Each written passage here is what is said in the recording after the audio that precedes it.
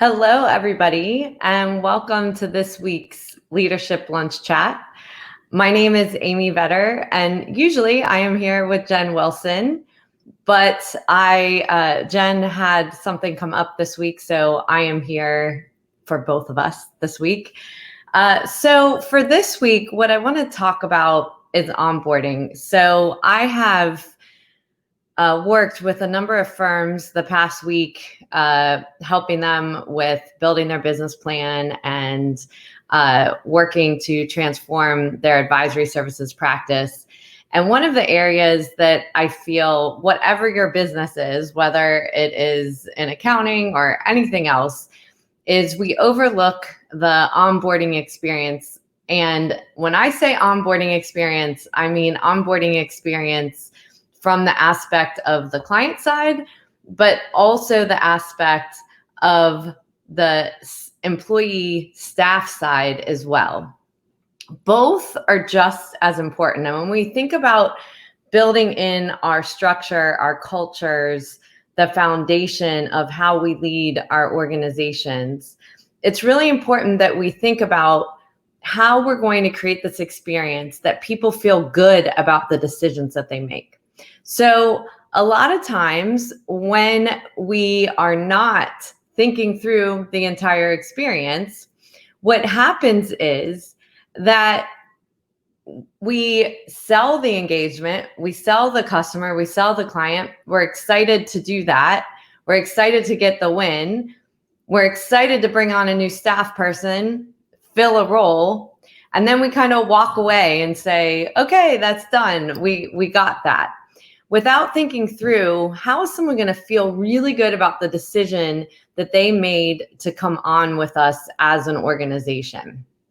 So first, from a customer experience side. So when our customers come and decide that they want to work with our organization or our business, part of that is the experience that we sell them during the sales process, that we sell them into what our values are, our culture is, how we do our work, what differentiates us as a firm against anybody else. So we want to make sure that they feel whatever we sold them through the onboarding experience, and they feel good about the decision that they made to come on with us. Because the problem is, it's much harder to make that initial sale than to keep selling a current client if they're happy. And so happiness starts right from the beginning. And so when we think about the onboarding experience, it's really important to question and survey your current clients of what went really well when they started as a client with you. What things were they lost about? Ask the staff too, what things that they feel are getting lost in the process of onboarding when new clients come on and so forth. Because the problem is, if we aren't really honest with ourselves, we can lose people or set the relationship up where it goes really bad from the beginning, and then it's hard to recover as we go and make more money and more profit and scale because we didn't set up the relationship good from the beginning. So think about how you're going to make sure that when a new client comes on, that they are so excited about what they are about to do with you because it is so differentiated from anywhere else. Where can you build in moments of delight? Where can you record videos or other instructional things for them to make it easy for them to answer their own questions when they need it? That you are actually meeting with them in the beginning and showing them where they can get answers if you aren't available. Are you making sure that it is a one-to-many experience? Meaning that not every client that comes on is assigned to one person and they are completely responsible for making that client happy. It should be a team approach of looking at the skill sets that you have on your team or your organization and how can those people actually help with their own expertise to make the onboarding experience good, to be there to answer questions through automation or staffing so that they feel really good once things start moving along.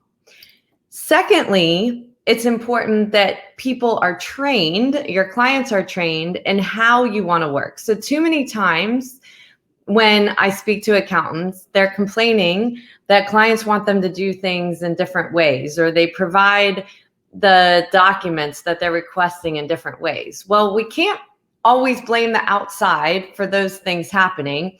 We actually need to think about, what are we doing to set the expectation, make sure that the people that we work with understand how we work and what we expect.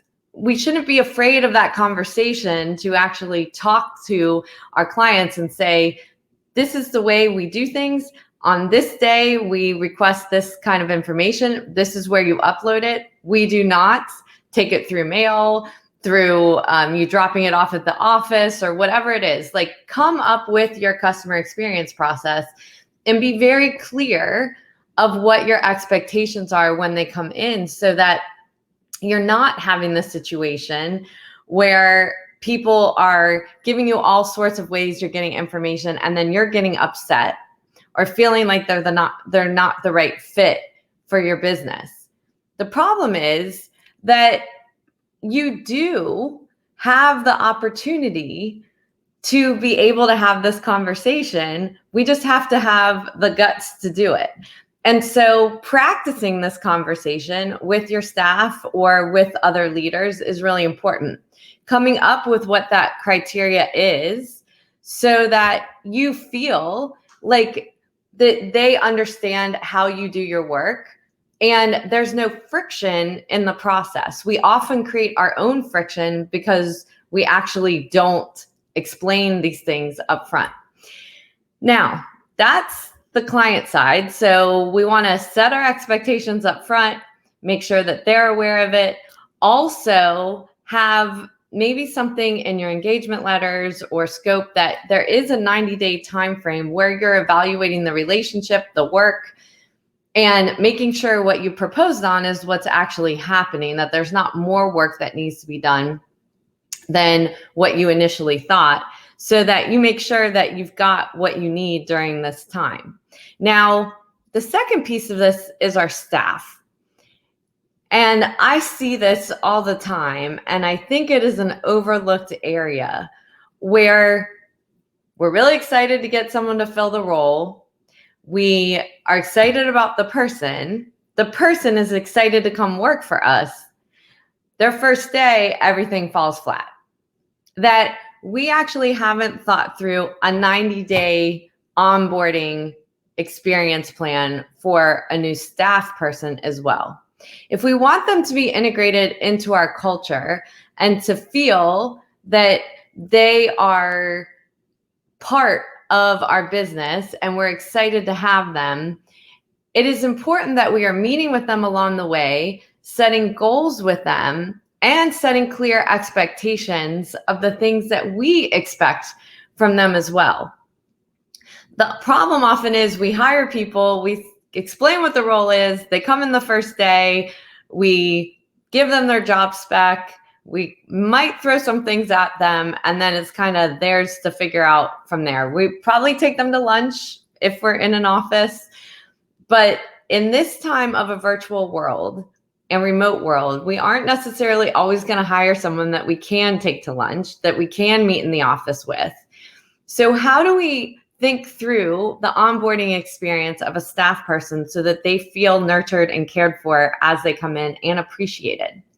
So often we're leaving it to them. And then if we believe that they don't fit the role, a lot of times it's because we haven't set the expectation from the beginning. We haven't provided them the right training and education that we expect them to have during that first 90 days or in that first year, so they can be successful at their job. So if you don't have someone that's really good at bootstrapping it and figuring things out, you're often going to lead to people failing in that beginning period and feeling like they made a bad decision, or it's not a good culture, or that their leadership doesn't really care about their success. So same thing with a client. Our staff people are some of the most important assets that we have. because that's what makes our clients happy, is that retention of staff and retention of relationships that they have. So we want to make sure that they're happy from day one and understand our value system as a company. So when we set values, and those go on our website and they go on our mission statement and all of those things, we need to make sure we're actually living them, because a lot of times those go on our websites and then it just goes away, that we never talk about it again. So how are you building those values up front, right into your training plan, right into your onboarding plan? And then also throughout the time that they work with you, when you're evaluating them on engagements, are you evaluating against the values of the culture and the organization? Not just on the work itself or how profitable the work was, or anything like that, where you actually go down the list of those values. And did we live to those values? Did the client see that value as well, so that we're constantly talking about it and everybody is living it? And when they're evaluating themselves, they're evaluating themselves against those values as well. So it shouldn't be a one-time a year thing that oftentimes we just might see it on the website. We have an annual review, which I'm completely against that, honestly. Feedback should be throughout the year.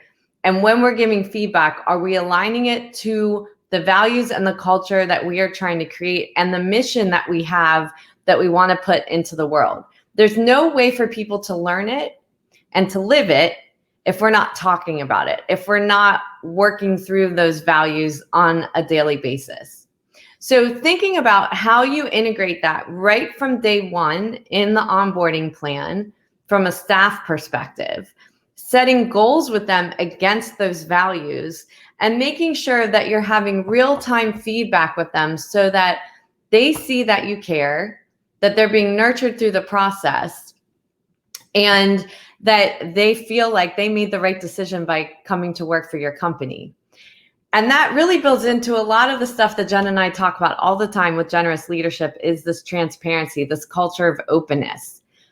That part of transparency and openness is that you are talking about these things real time, that you're not waiting for the end of the year to evaluate them and to bring things up, that you're doing it real time, and you're letting them know things that the organization is up against, or issues that maybe a client has told you that you haven't shared with the staff people, to make sure that they're successful in the things that they're doing as well.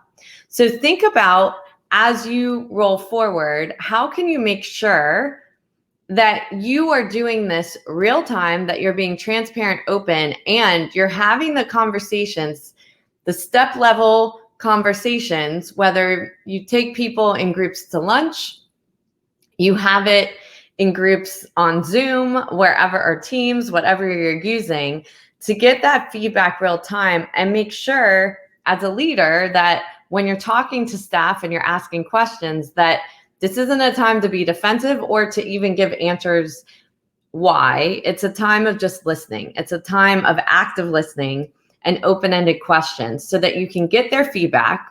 If they feel like the organization is living to their values, where they feel like the organization is off from those values, and what kind of things that they have thought themselves to bring the organization back into alignment. When you're not in the weeds, when you're not in the field, it's harder for us as individuals to know what we need to change. And that's why that openness in your culture is so important, so that you're hearing what's actually happening out in the world when they're working with clients, when they're working with each other, so that you can really think about how to put that and feed it into the organization.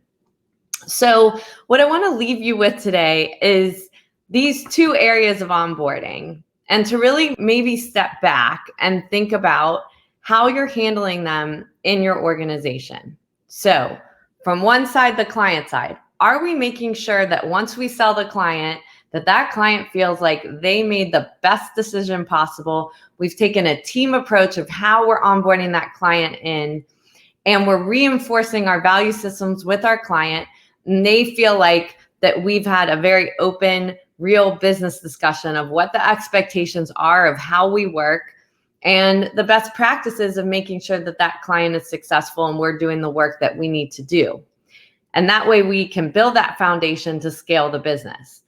The other side of this is the employee side, making sure that once they accept the offer and they walk in the door on their first day, virtual or not, that they feel like they made the best decision possible coming to your organization. They understand their the values of the organization. They understand how to live those values through the organization.